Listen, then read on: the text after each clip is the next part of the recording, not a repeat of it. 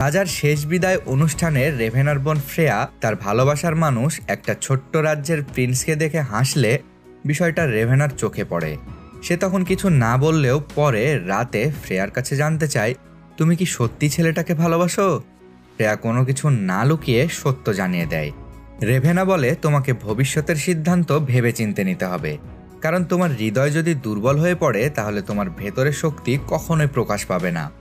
Freya বলে, তুমি ভালো করে জানো আমি তোমার মতো শক্তিশালী না, আর হতেও চাই না।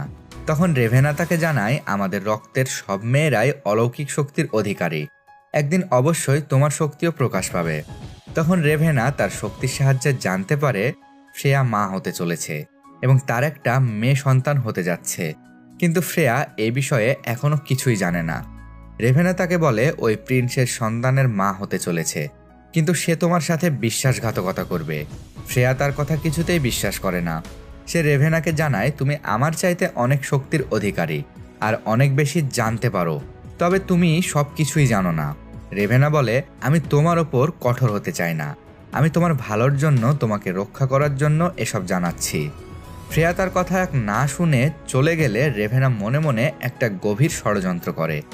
পরের দৃশ্যে দেখানো হয় ফ্রেয়া সত্যি একটা কন্যা সন্তানের জন্ম দিয়েছে, কিন্তু সে তার বোন রেভেনাকে বিশ্বাস করে না। মেয়ের জন্মের কিছুদিন পর প্রিন্স চিঠি লিখে জানায় সে তার পরিবারের বাধা উপেক্ষা করে তার কাছে চলে আসবে এবং তারা লুকিয়ে বিয়ে করে এই রাজ্য থেকে বহুদূরে চলে যাবে। কথা অনুযায়ী ফ্রেয়া এক রাতে তার সাথে দেখা করার জন্য রাজবাগানে তাকে খুঁজতে যায়, কিন্তু তখন লক্ষ্য করে তার ঘরে আগুন জ্বলছে। ফ্রেয়া দ্রুত প্রাসাদে তার ঘরে ফিরে দেখে সবকিছু জ্বলে পুড়ে শেষ হয়ে গেছে। পাশে দাঁড়িয়ে থাকা প্রিন্স শুধু একটা কথাই বলে, আমার কিছু করার ছিল না। যদিও রেভেনার আচরণ সন্দেহজনক ছিল, কিন্তু ফ্রেয়া খেয়াল করেনি। সে প্রচণ্ড কষ্টে রেগে গেলে তার ভেতরের শক্তি প্রকাশ পায়।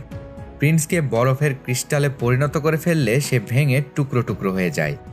জেদ এবং রাগের বশে ফ্রেয়া তার বোনকে ছেড়ে নিজের একটা রাজ্য গঠনের জন্য উত্তরের দিকে রওনা দেয়। ফ্রেয়া একটা পুরনো সবুজ শ্যামল অঞ্চলকে বরফের চাদরে ঢেকে নিজের দুর্গ গড়ে তুলে উত্তরের শাসন শুরু করে। যেহেতু সে তার নিজের সন্তানকে বড় করতে পারেনি, তাই সে গ্রামে গ্রামে হামলা চালিয়ে বাচ্চা ছেলে মেয়েদের ধরে নিয়ে আসে, যেন তাদেরকে নিজের মতো করে বিশ্বস্ত সৈনিক হিসেবে গড়ে তুলতে পারে। ছেলে মেয়েদের দুর্গে নিয়ে আসা হলে ফ্রেয়া সবার সামনে এসে বলে,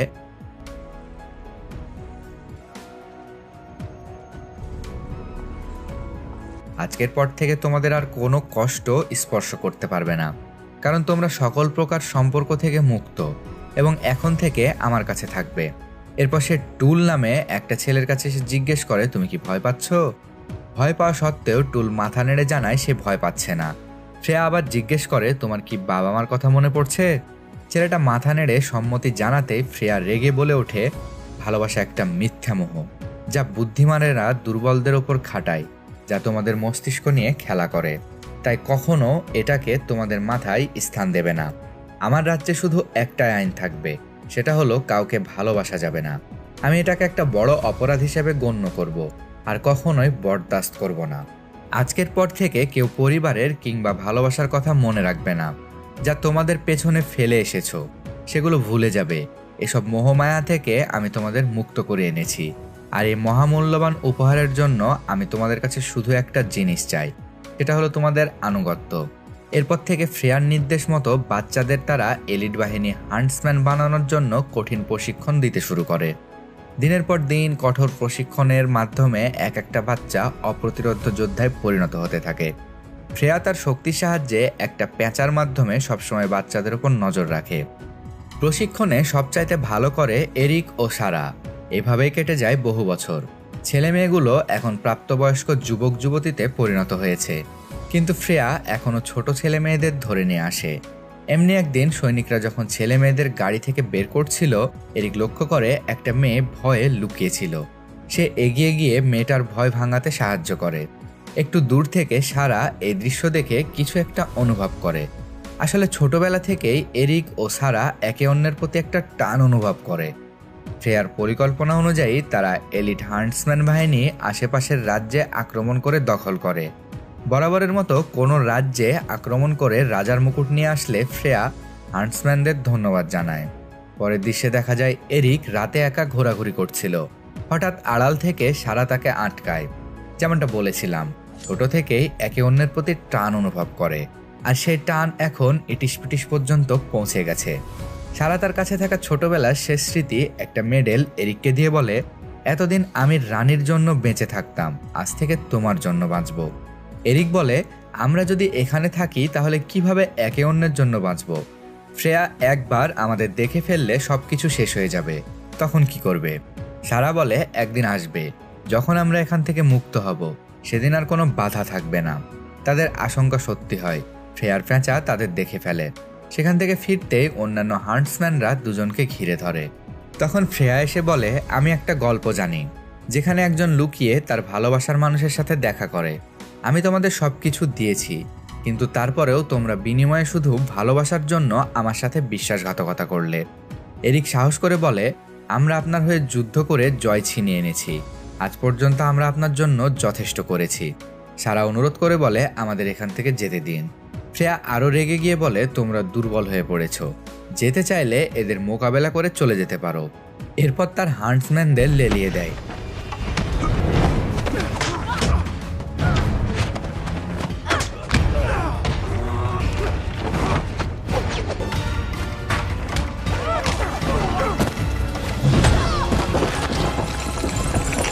তারা যখন সবার মোকাবেলা করে হারিয়ে দিচ্ছিল, ফ্রেয়া একটা চালাকি করে, দুজনের মধ্যে একটা বরফের দেয়াল বানায়। এরিক দেয়ালের ওপাশ থেকে দেখে টুল নামের সেই হান্টসম্যান পেছন থেকে সারাকে মেরে ফেলে। এই দৃশ্য দেখে সে দেয়াল ভাঙার চেষ্টা করেও ব্যর্থ হয়। বন্ধুরা, আমরা সবসময় যা দেখি তা সত্যি নাও হতে পারে। এখানেও এমন কিছু ঘটেছে যা সামনে তোমাদের অবাক করে দেবে। পরের দৃশ্যে দেখা যায় হান্টসম্যানরা এরিককে মেরে নদীতে ফেলে দেয়। 3 বছরে পরিণত হয়। অন্যদিকে যখন রেভেনা স্নো হোয়াইটের কাছে রাজ্য হারিয়েছিল, এদিকে ফ্রেয়ার সাম্রাজ্য বেড়েই চলেছে। 7 বছর পরের এক দৃশ্যে দেখানো হয়, স্নো হোয়াইট তার রাজ্য দখলের সময় রেভেনা মায়াবী আয়নায় বন্ধ হয়ে পড়ে।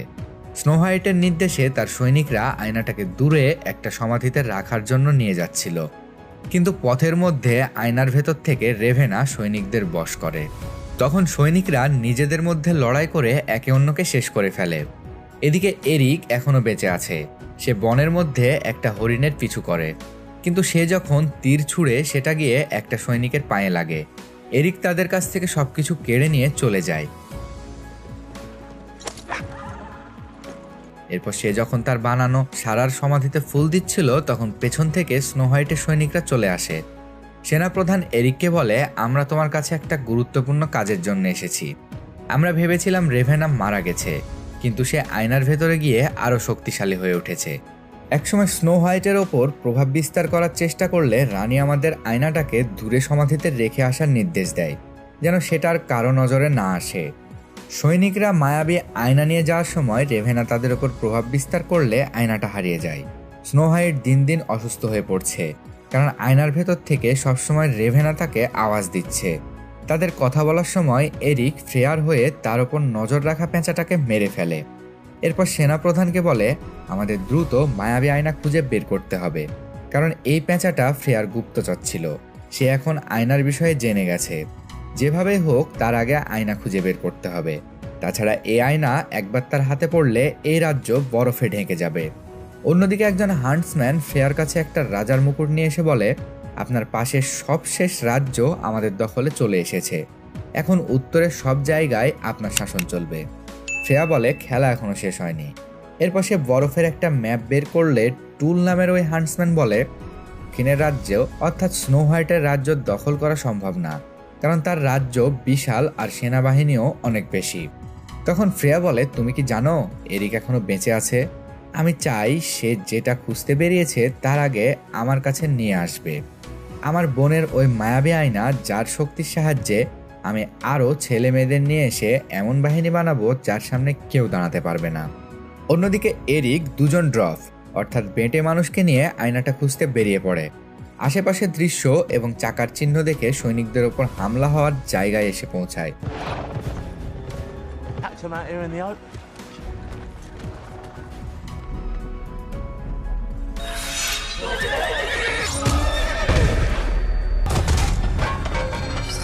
সেখানে সবকিছু ভালোভাবে পর্যবেক্ষণ করে একটা অদ্ভুত তীর খুঁজে পায়। পাশে পড়ে থাকা একটা তলোয়ারে কালো রক্ত দেখে বুঝতে পারে যে এই মায়াবী আয়না নিয়ে গেছে সেটা কোনো সাধারণ মানুষ না। রাতে তারা একটা সরাইখানায় বিশ্রাম নেওয়ার জন্য যায়। তারা যখন বসে খাবার খাচ্ছিল, কয়েকজন লোক এসে ঝামেলা শুরু করে।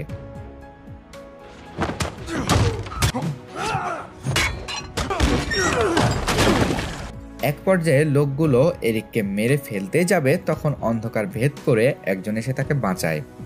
পরে আমরা দেখতে পাই এটা সারা। কি বন্ধুরা, অবাক হচ্ছ? যাকে মারা যেতে দেখলাম সে জীবিত হলো কিভাবে? রহস্যের সবেমাত্র শুরু, আরো অনেক রহস্য সামনে অপেক্ষা করছে, দেখতে থাকো। আমাদের মতো এরিকও সারাকে দেখে অবাক হয়। সারা তাকে হাত পা বেঁধে বন্দি করে। এরিক বলে, আমি নিজের চোখে তোমাকে মরতে দেখেছি। কিন্তু সারা তার কথা বিশ্বাস করে না। সে বলে, তুমি আমাকে কথা দিয়েছিলে কখনোই ছেড়ে যাবে না, কিন্তু সেদিন আমাকে একা ফেলে পালিয়ে গিয়েছিলে। আসলে সেদিন ফ্রেয়া দুজনকে দুই রকম দৃশ্য দেখিয়েছিল। একদিকে সারাকে মারার দৃশ্য, অন্যদিকে এরিককে পালিয়ে যাওয়ার দৃশ্য। সারা কোনোভাবেই এরিকের কথা বিশ্বাস করে না, আর ওই ঘটনার পর ফ্রেয়া তাকে বন্দি করে রেখেছিল। সারা জানায় দীর্ঘ 7 বছর পর সে সুযোগ পেয়ে পালিয়ে এসেছে। আসলে এখানে রহস্য লুকিয়ে আছে, কিন্তু কি সেটা? যদি জেনে থাকো কমেন্টে জানিয়ে দাও। যাই হোক, অন্যদিকে ফ্রেয়া এখন তার মৃত মেয়ের কথা ভেবে কষ্ট পাচ্ছে। ঠিক তখন একজন এসে একটা বরফের মাস্ক দেয়, যার সাহায্যে ফ্রেয়া এরিকের ওপর নজর রাখে। সকালে সবকিছু গুছিয়ে এরিক তার ঘোড়া খুঁজে পায় না। তখন সারা জিজ্ঞেস করে, ওই মায়াবী আয়না ফ্রেয়ার হাতে পড়লে কি হবে? এরিক জানায়, ওটা একবার ফ্রেয়ার হাতে চলে গেলে তাকে আর থামানো সম্ভব হবে না। সারা বলে, তাহলে তো আমাদের দ্রুত আয়নাটাকে খুঁজে বের করতে হবে। সারার সাথে যাবার কথা শুনে এরিক খুশি হয়, কিন্তু তারা ঘোড়ার পরিবর্তে হেঁটে বনের মধ্যে দিয়ে রওনা দেয়। সারা ধারণা করে সম্ভবত ওই মায়াবী আয়নাটাকে কাছের কোনো বাজারে বিক্রির জন্য নেওয়া হবে। এরিক এখনও তাকে বোঝানোর চেষ্টা করছে যে ফ্রেয়া ইচ্ছে করেই তাদের দুজনকে আলাদা করেছে, কিন্তু সারা তাকে সাফ জানিয়ে দেয় তার কাছে ভালোবাসার আর কোনো মূল্য নেই, কারণ ভালোবাসা শুধু বিশ্বাস নিয়ে খেলা করে, আর কষ্ট ছাড়া কিছুই পাওয়া যায় না। তারা যখন বনের মধ্যে দিয়ে যাচ্ছিল, হঠাৎ তাদের সাথে থাকা একজন ড্রপ সবাইকে থামিয়ে দেয়, কারণ সামনে তারাই ফাঁদ পেতে রেখেছিল। কিন্তু একটু পর তারা অন্য আর একটা ফাঁদে আটকা পড়ে, কারণ দুইটা মেয়ে বাউন্টি হান্টার ছিনতাই করার জন্য ফাঁদ পেতে রেখেছিল। এরিক তার কাছে থাকা ওই সোনার তীরটা দেখালে বাউন্টি হান্টার ব্রোমিনা তাদের মুক্ত করে। এরপর ওই তীরটা ভালো করে পর্যবেক্ষণ করে বলে এটা গবলিন্সদের, কিন্তু ব্রোমিনার কথা কেউ বিশ্বাস করে না, কারণ গবলিন্সদের অস্তিত্ব কেবল রূপকথার গল্পে সম্ভব। ব্রোমিনা তাদের জানায় বাস্তবেও তাদের অস্তিত্ব আছে, আর তোমরা যে আয়নার খোঁজ করছো সেটা সম্ভবত তাদের কাছে আছে, কারণ সোনার মতো উজ্জ্বল ও মূল্যবান জিনিস চুরি করায় তাদের নেশা। ব্রোমিনা আরও বলে, আমরা তোমাদের সেখানে নিয়ে যাব, বিনিময়ে আমরা ওখান থেকে যত পারি ধন সম্পদ নেব, আর তোমরা আয়নাটা নেবে। এরিক শর্তে রাজি হলে তারা গবলিন্সদের খুঁজতে রওনা দেয়। নৌকায় একটা লেকের মধ্যে দিয়ে যাওয়ার সময় এরিক সারাকে পটানোর চেষ্টা করে, কিন্তু কোনো কিছুতেই সারার মন গলাতে পারে না। আসলে পছন্দের মেয়েরা এমনই হয়, কাছের মানুষের মন বোঝে না। লেকের মধ্যে দিয়ে যাওয়ার সময় কিছু ফেয়ারি অর্থাৎ রূপকথার ছোট্ট পরীরা তাদের উপর দূর থেকে নজর রাখে। অবশেষে তারা গবলিন্সদের বনের কাছে এসে পৌঁছায়। ব্রোমিনা সেখানে পড়ে থাকা একটা কঙ্কালের হাত থেকে মূল্যবান মুক্তার আংটি খুঁজে পেয়ে কাউকে না জানিয়ে নিজের কাছে রেখে দেয়। এখানে আশেপাশে কঙ্কাল ছড়িয়ে পড়ে আছে। এরিক সেখানে ওই রহস্যজনক কালো রক্ত দেখতে পায়।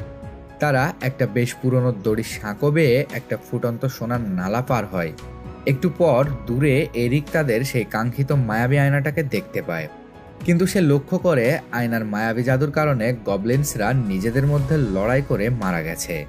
তারা যখন লুকিয়ে মায়াবী আয়নাটাকে নিতে যায়, তখন হঠাৎ সামনে একটা গবলিন্স চলে আসে।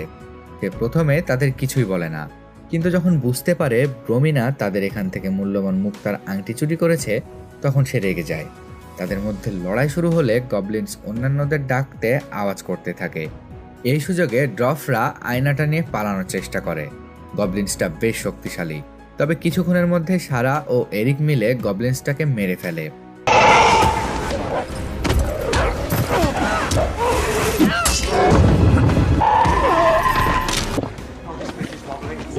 তখন সারা লক্ষ্য করে তার দেওয়া সেই লকেটটা এরিক এখনো গলায় পড়ে আছে। এরিক তাকে জানায়, আমি এটা কখনোই আমার কাছ থেকে দূরে সরাইনি। ঠিক সে সময় অন্যান্য গবলিন্সরা ঝড়ের বেগে ছুটে আসে। প্রাণ বাঁচাতে পালাতে গিয়ে একসময় সারাকে গবলিনসরা আটকে ফেলে। তাকে বাঁচাতে এরিক এগিয়ে আসলে সারা অবাক হয়। সুযোগ পেয়ে সে ওই দড়ির সাঁকোটা পার হয়ে যায়, কিন্তু গবলিনসদের আটকাতে এরিক ওই সাঁকোর দড়ি কেটে দিয়ে একাই তাদের সাথে লড়তে থাকে। দূর থেকে এই দৃশ্য দেখে সারা তার ভুল বুঝতে পারে এবং এরিককে বাঁচাতে পাশে পড়ে থাকা একটা ধনুক নিয়ে তীরে আগুন লাগিয়ে ছুঁড়ে মারে। গবলিনসদের রক্ত আলকাতরার মতো হওয়ায় তীরের আগুনে লড়াই করতে থাকা গবলিনসদের শরীরে আগুন লেগে যায় এবং বাকিরা পালিয়ে যায়। কিন্তু এরিকের কোনো সাড়া শব্দ পাওয়া যায় না। সবাই যখন ভাবতে শুরু করে সে মারা গেছে, ঠিক তখন এরিক উঠে আসে।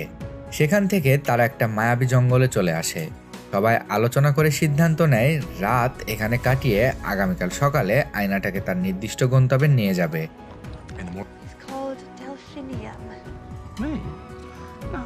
রাতে এরিক সারার কাছে যেতে সে বলে, আমার কাছ থেকে তোমার দূরে থাকাই ভালো। তুমি যাকে ভালোবাসতে আমি আর সেই সারা নই। তারপরও বুঝিয়ে তার সাথে ইটিস পিটিস করে। আসলে মেয়েরা যেমন হয় আর কি, একটু ভালোভাবে কথা বললেই সব ভুলে যায়। যাই হোক, পরদিন সকালে মায়াবী আয়নাটা এরিককে কাছে ডাকতে থাকে, কিন্তু সে কিছু করার আগেই সারা তার ভ্রম ভেঙে দেয়। তখন এরিক সারাকে প্রশ্ন করে, তুমি কি আমাকে সত্যি ভালোবাসতে, নাকি এখনো আমার সাথে ছলনা করছো? যদি তাই হয়ে থাকে তাহলে এখনই আমাকে শেষ করে ফেলো। ঠিক তখন ফ্রেয়া তার বাহিনী নিয়ে চলে আসে। সবাই তাকে দেখে অবাক হলেও এরিক অবাক হয় না।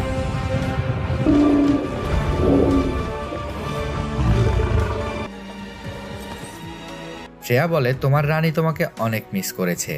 এরিক বলে, তুমি আর আমার রানী নও। শ্রেয়া বলে, আমি তোমাদের সারা জীবনের রানী। এরপর সে সেই দিনের মিথ্যা ঘটনার কথা মনে করিয়ে বলে, তুমি সারাকে ছেড়ে পালিয়ে এসেছিলে। আমি তাকে আগলে রেখে সেই বিধ্বস্ত অবস্থা থেকে আবারও শক্তিশালী করে তুলেছি। ফ্রেয়া ড্রপদের নিয়ে উপহাস করে যখন মায়াবী আয়না নিয়ে আসার নির্দেশ দেয়, তখন দুজন তাকে বাধা দিতে চাইলে ফ্রেয়া তাদের বরফের মূর্তি বানিয়ে দেয়। এরিক তাকে মারার চেষ্টা করেও পারে না। তখন ফ্রেয়া তাকে বলে, তুমি কি আমার কাছে থেকে কিছুই শেখোনি?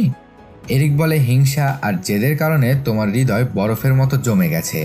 তুমি এখন শুধু কঠিন হৃদয়ের শীতের রানী, যে পৃথিবীটাকে একটা বরফের সমাধিতে পরিণত করতে চায়। কিন্তু এটা কখনোই হবে না। ভালোবাসা এসব কিছু শেষ করে দেবে। শ্রেয়া বলে, তুমি ঠিকই বলেছ, তাহলে তো ভালোবাসার শক্তি দেখতে হয়। এরপর সে সারাকে নির্দেশ দেয় এরিককে মেরে ফেলার। তারা মুহূর্ত দেরি না করে একটা তীর এরিকের বুকে ঢুকিয়ে দেয়। সাথে সাথে এরিক মাটিতে লুটিয়ে পড়ে।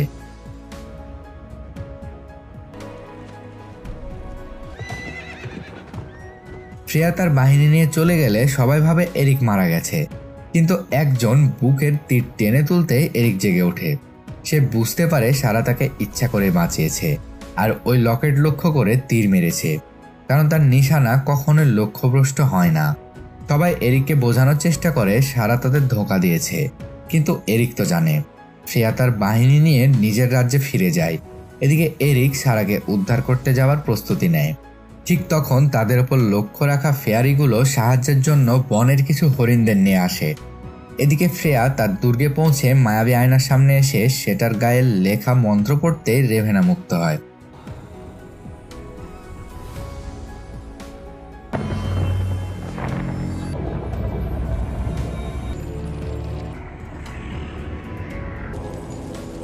সে আগের তুলনায় আরো সুন্দর ও শক্তিশালী হয়েছে। শ্রেয়া তাকে দেখে কিছুটা ভয় পেলে রেভেনা বলে, আমাকে দেখে দূরে যেও না। শ্রেয়া বলে, আমি তো জানতাম তুমি মারা গেছো। রেভেনা তাকে জানায়, আমি মৃত্যু থেকে অনেক দূরে নিজেকে বাঁচাতে এই আয়নার মধ্যে আশ্রয় নিয়েছিলাম। এখন তুমি আমাকে মুক্ত করেছো। রেভেনা ফ্রেয়ার সিংহাসনে গিয়ে বসে বলে, এখন থেকে আমার শক্তি আর তোমার হান্টসম্যানদের সাহায্যে আমি আবার আমার হারানো রাজ্য দখল করব। অন্যদিকে এরিক তার সাথীদের নিয়ে ফ্রেয়ার রাজ্যে চলে আসে। তারা পরিকল্পনা করে এরিক ফ্রেয়াকে খুঁজে বের করে মেরে ফেলবে, আর অন্যান্যরা তাদের বরফ হয়ে যাওয়া সাথীদের খুঁজে বের করবে। এদিকে রেভেনা ফ্রেয়াকে না জানিয়ে তার হান্টসম্যানদের স্নো হোয়াইটের রাজ্যে আক্রমণের নির্দেশ দিয়েছে। একথা জানতে পেরে ফ্রেয়ার রেগে তাকে বলে, এটা আমার রাজ্য। রেভেনা বলে, হ্যাঁ অবশ্যই এটা তোমার রাজ্য, তবে এই 4 দেওয়ালের মাঝে আমার কর্তৃত্ব চলবে। তুমি ভুলে যেও না আমি তোমাকে শক্তিশালী করেছি। পরের দৃশ্যে দেখা যায় বরাবরের মতো সৈনিকরা ছোট বাচ্চাদের ধরে নিয়ে এসেছে। প্রমিনা তাদের বেটে হওয়ার সুযোগ কাজে লাগিয়ে ওই বাচ্চাদের লাইনে ঢুকে পড়ে, কিন্তু একটা সৈনিকের তাদের দেখে সন্দেহ হলে দুজনকে আড়ালে ডেকে নিয়ে যায়। অন্যদিকে এরিক পাহাড় বেয়ে দুর্গের মধ্যে ঢোকার চেষ্টা করছে। এদিকে আড়ালে যেতেই ব্রোমিনারা সৈনিকটাকে মেরে ভেতরে চলে যায়। অনেক কষ্টে প্রায় পড়তে পড়তে এরিক দুর্গের ভিতরে প্রবেশ করে, কিন্তু তখন ছোটবেলার সেই মেয়েটা তাকে দেখে ফেলে, কিন্তু আটকায় না। ফ্রেয়া তার হান্টসম্যানদের একসাথে করে স্নো হোয়াইটের রাজ্যে আক্রমণের প্রস্তুতি নিতে বলে। সে অনেকটা বাধ্য হয়ে এমনটা করতে বলেছে। ঠিক তখন এরিক তাকে লক্ষ্য করে একটা তীর ছুঁড়ে। রেভেনা সেই তীর আটকে ফেলে। তাকে দেখে এরিকও অবাক হয়। তখন সারা একটা বোকামি করে বসে। সে ফ্রেয়ার ওপর আক্রমণের ব্যর্থ চেষ্টা করে। দুজনকে বন্দি করে আনা হলে ফ্রেয়া জানতে চায় এমনটা কেন করলে। রেভেনা এগিয়ে এসে বলে তারা দুজন ভালোবাসার জন্য এমনটা করেছে। তোমার রাজ্যে কি কোনো নিয়মকানুন নাই? এসব বলে ফ্রেয়াকে রাগাতে থাকে।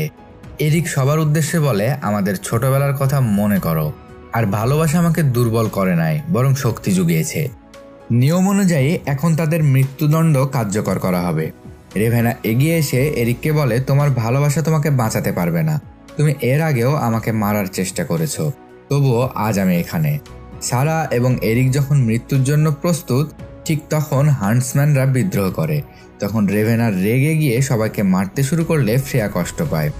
ছোট থেকে সে যাদের সন্তানের মতো করে বড় করেছে, রেভেনা তারই চোখের সামনে নির্মমভাবে তাদের মেরে ফেলছে। ফ্রেয়া হান্টসম্যানদের বাঁচাতে তাদের মধ্যে একটা বরফের দেয়াল তৈরি করে। রেভেনা রেগে বলে আমি আবারও তোমার মধ্যে দুর্বলতা লক্ষ্য করছি। আমি ভেবেছিলাম তোমাকে এসব থেকে মুক্ত করে শক্তিশালী করেছি। ফ্রেয়া রেভেনার এসব কথা শুনে বলে তুমি আমাকে কিভাবে শক্তিশালী করেছিলে, কিভাবে আমার দুর্বলতাকে বের করে ফেলেছিলে? রেভেনা বলে আমি তোমার কাছে সবকিছু বলতে বাধ্য না। ফ্রেয়া তাকে বলে আমি তোমাকে আয়না থেকে মুক্ত করেছি, তুমি এখন আমার কথা শুনতে বাধ্য। এরপর সে রেভেনার স্মৃতি থেকে জানতে পারে সেদিন রেভেনা আয়নার কাছ থেকে জানতে পেরেছিল ফ্রেয়ার সদ্যজাত সন্তান তার চাইতেও অনেক সুন্দরী আর শক্তিশালী হবে, আর এজন্যই নিজের সৌন্দর্য আর শক্তি ধরে রাখতে কালো জাদুর সাহায্যে সেদিনের ওই ঘটনা ঘটিয়েছিল। অন্যদিকে হান্টসম্যানরা বরফের দেয়াল বেয়ে এই পাশে আসার চেষ্টা করে। রেভেনা ফ্রেয়াকে আঘাত করতেই বরফের দেয়াল ভেঙে পড়ে। রেভেনা তার শক্তির সাহায্যে সবাইকে মারতে থাকলে ফ্রেয়া তাকে আটকানোর চেষ্টা করেও পারে না।